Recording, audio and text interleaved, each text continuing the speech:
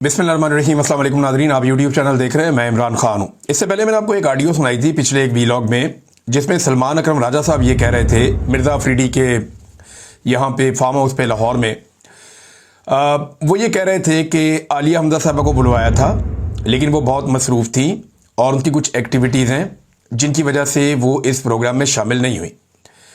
उसके बाद आलिया हमजा साहबा ने बताया कि जी मुझे तो यहीं से पता चल रहा है कि मैं बिज़ी हूँ, और ये 90 दिन कहाँ से आ गए ये भी यहीं से पता चल रहा है। तो आलिया हमजा साहिबा ने एक ट्वीट किया जिसमें उन्होंने डिनाई कर दिया, इस बात की तरदीद कर दी जो सलमान अकरम राजा साहब ने कही थी। यानी राजा साहब ने कहा बुलवाया था, आलिया हमजा साहिबा ने कहा जी नहीं बुलवाया था, और मुझे तो यहां पता चल रहा है कि मैं मसरूफ थी। 90 डेज वाले मामले पे और भी तनकीद हो रही है, लेकिन अब मैं आपको एक ऑडियो और सुनाता हूं। ये ऑडियो शेख वकास अकरम साहब की है। इसमें वो आलिया हमजा साहिबा को कुछ और पैगाम दे रहे हैं। जरा ये ऑडियो आप सुनिए।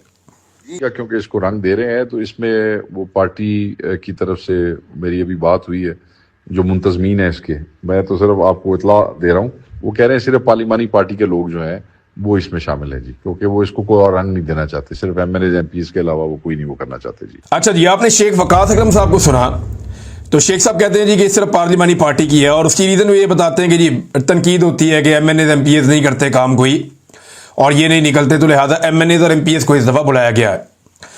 तो एक तो ये मामला है कि MNAs MPs के ऊपर जो तनकीद करती है अवाम, वो ये करती है कि जब मार खाने की बारी आती है, डंडे खाने की बारी आती है, जब गोलियां खाने की बारी आती है, तो तब इन्होंने गोलियां नहीं खाई।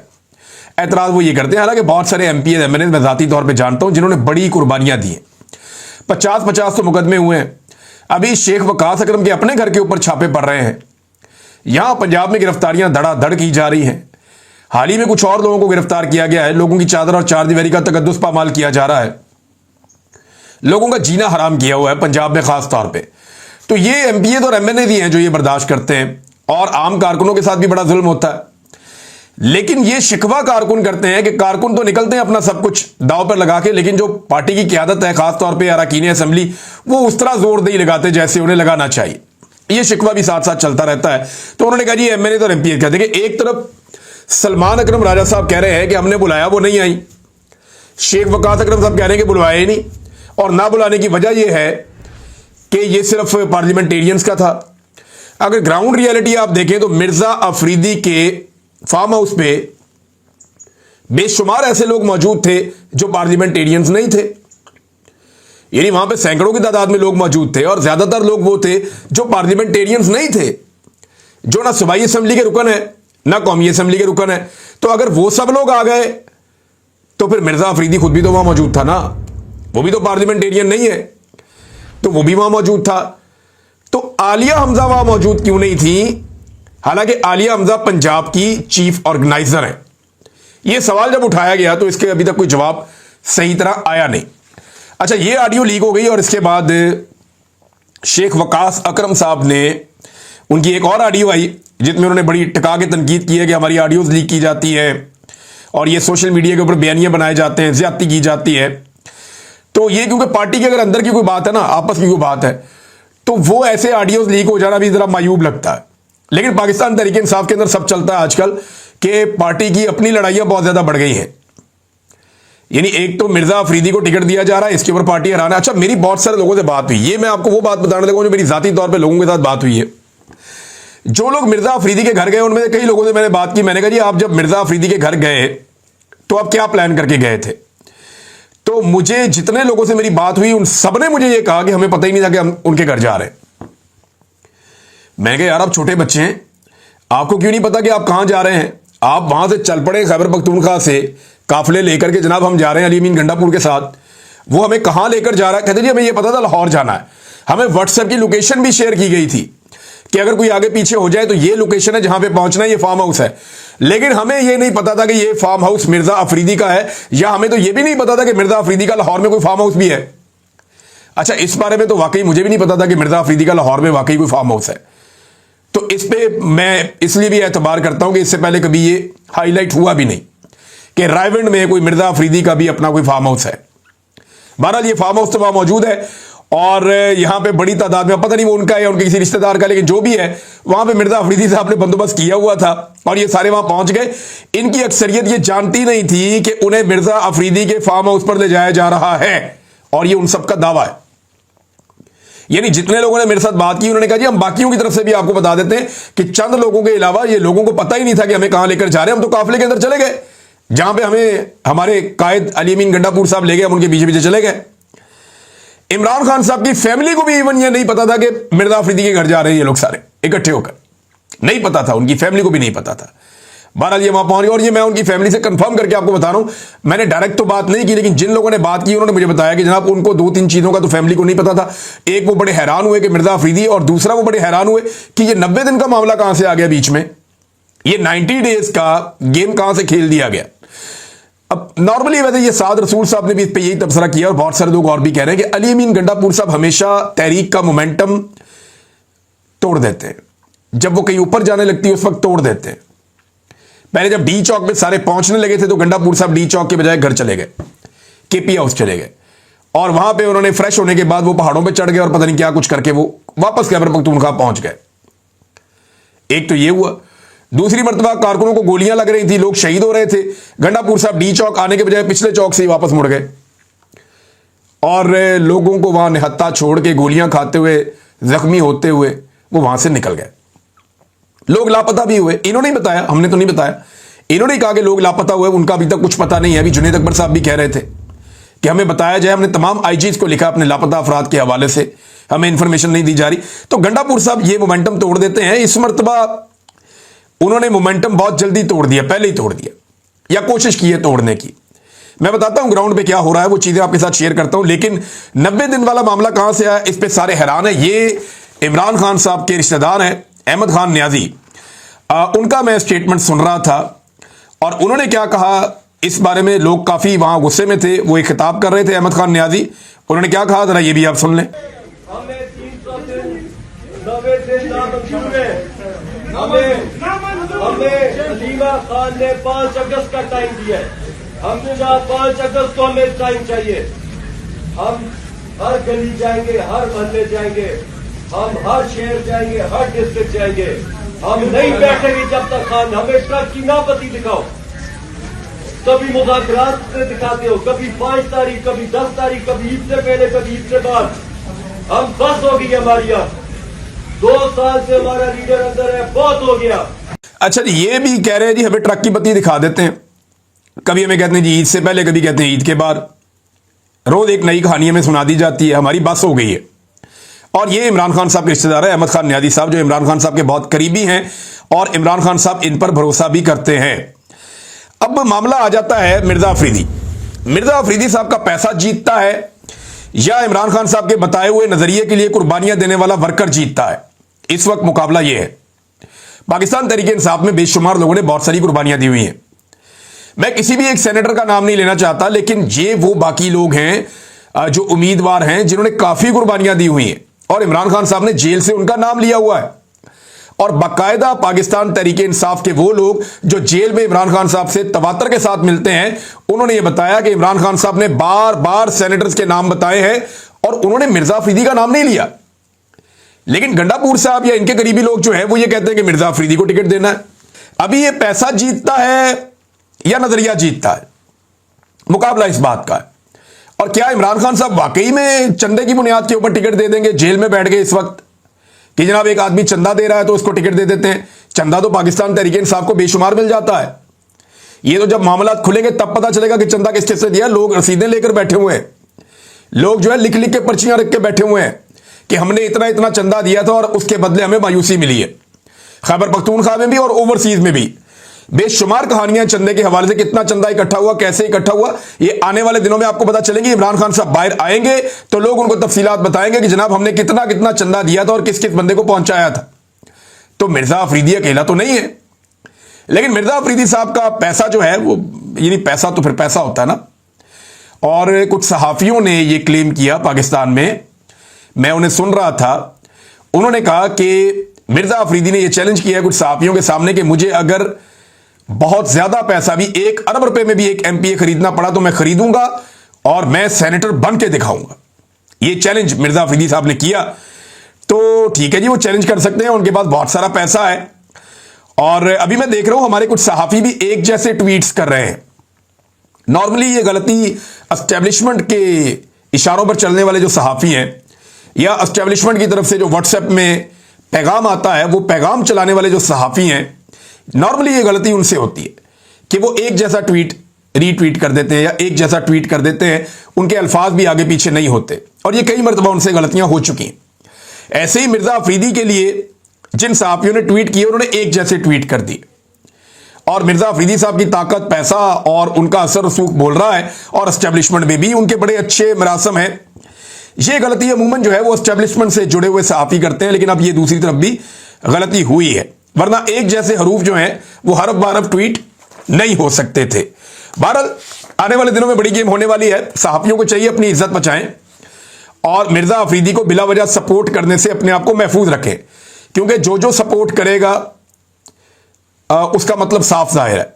यानी इस वक्त एक ऐसा आदमी जिसका कोई नजरिया नहीं है, एक ऐसा आदमी जिसने कोई कुर्बानी नहीं दी, एक ऐसा आदमी जिसने इमरान खान की पार्टी की उस वक्त मजम्मत की जब पार्टी को इमरान खान की जरूरत थी, यानी 9 मई की मजम्मत करने का मतलब तो आप समझते हैं, और उसके बाद कभी इमरान खान साहब का मुड़ के पूछा भी नहीं, कभी सेनेट के अंदर उन्होंने आवाज नहीं उठाई, कभी उन्होंने सेनेट में डिप्टी चेयरमैन होने के बावजूद कभी कोई जोरदार तरीके से इमरान खान साहब के लिए आवाज नहीं उठाई, जोरदार क्या हल्की आवाज भी नहीं उठाई।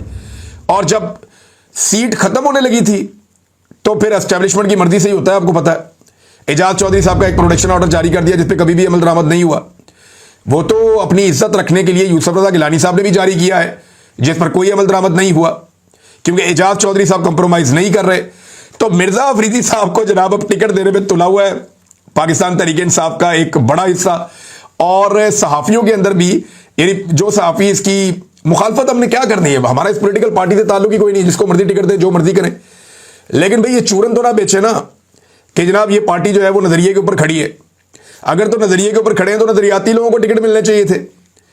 ये तो चूरन है ना कि आप ये कहें कि जनाब नजरियाती लोगों को टिकट मिलने चाहिए, जिन लोगों ने कुर्बानियां दी हैं उनका हक होना चाहिए, और दूसरी तरफ जो कुर्बानियां देने वाले हैं वो बेचारे अपनी कुर्बानियों की लिस्टें लेकर बैठे हुए हैं, और एक सरमायादार आता है और चंदे की बुनियाद के ऊपर अपना टिकट लेके साइड पे हो जाता है।